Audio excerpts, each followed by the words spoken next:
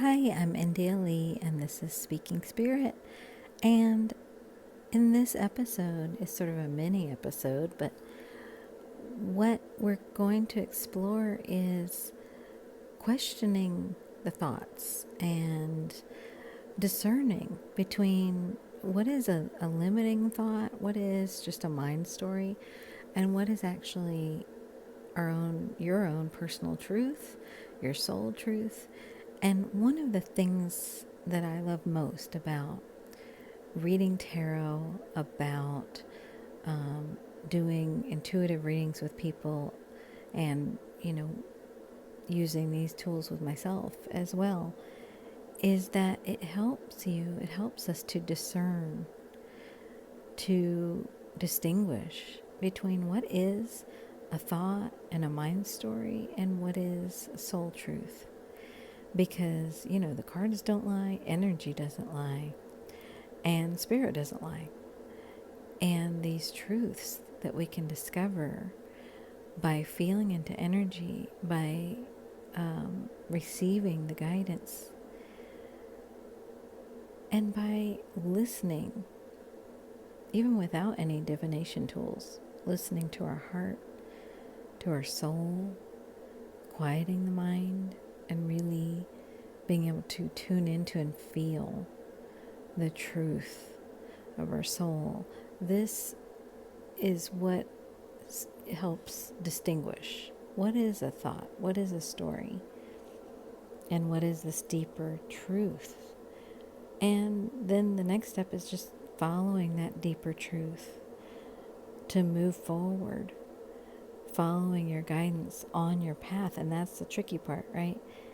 Because when we do that, the mind kind of throws a fit, kind of says, what are you doing? You're not doing things the way we've always done it. You're doing things a different way, and this doesn't feel safe. So we're going to explore how to distinguish, how to tell the thought from the guidance. I did record what follows at a different time, so the background sounds really different, just preparing you for that. And we're going to transition into that now. Let's talk for just a second about what you can do when your mind is freaking out about something. This is going to be kind of like having a conversation with your own mind. And it's really about calling the mind out on its vague and intimidating and really just paranoid and sort of unfounded BS, right? What we're accustomed to doing is having the thought, the fearful thought, the thought that says, oh no, something bad's going to happen. Oh no, I'm afraid. We're not going to have enough of something, that fearful thought. I'm not going to be loved. I'm going to be all alone. I'm not going to be supported. I'm not going to have what I need. I'm not going to be able to do what I want to do. These are all the fearful thoughts that come. Okay. And what we're accustomed to doing is having those thoughts, kind of believing those thoughts, and then allowing the ego, the mind defending itself from itself, to come in and say, I'll handle this. And I'll handle it by X, Y, and Z, whatever pattern we typically do, right? So an example is, I'm afraid I'm not going to succeed. I'm afraid that I am not going to be able to achieve what it is that I want to achieve or what I feel I should. So then the ego comes in response to that fear with its own little diversion or illusion of a solution, right? The ego says, oh, I'll handle this. Guess what? I don't even want to succeed. Or, well, we may not be succeeding, but at least we're doing better than them. Judgment.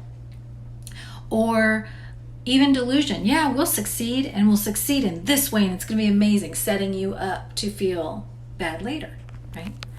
So these are all ego tactics that now, those of us paying attention on this soul path, we know these don't work. So what do we do instead? Well, the thing to do is when you notice that thought come up. So I want to succeed. I'm afraid I'm not going to succeed. That's a thought. Okay. Stop the mind right there. How do you measure success? Let's write it down. What do you actually think succeeding looks like? What will it look like to you? Let's make this really abstract fear more concrete. So then the mind is like, I don't know. Maybe it means having a lot of money. Okay, well, let's write that down. A lot of money. Well, how much is a lot? And really drill down into the truth, because your mind is trying to, do its thing with outside of the truth. It's wanting to operate in illusion, because what it really wants to do is keep you trapped in a place of inaction, of not changing, of not expanding, because these are all the things that the mind wants, because it thinks, and it's not the enemy, but it is trying to help us to survive. It's trying to help us to stay safe with what we know, right? So expansion and change is not really what the mind is going for, right? Because that's all unknown. It's kind of scary to the mind, because that means we're following the soul. And the soul is like, whoa, we can't contain that. We certainly can't predict where that's going to take us, right? So the mind really has no interest in that. But it is important to pin down the mind on what it is interested in. Because when you do that, when you write down, oh, I see, mind, you don't really know what success is. I see you don't really have a clear idea of exactly how much money you think success is, how much respect, or from who, When, mind, do you think that this person, will feel successful? What feels successful to you, mind?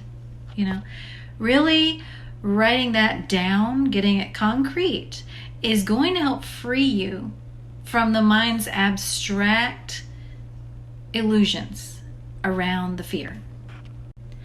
Once you've done that, then we can realign with, okay, instead of listening to this fear my mind has around what if we don't have enough, or what if we're not successful, or what if we're not loved, I'm going to realign. I'm going to focus instead on what I know I'm asking for.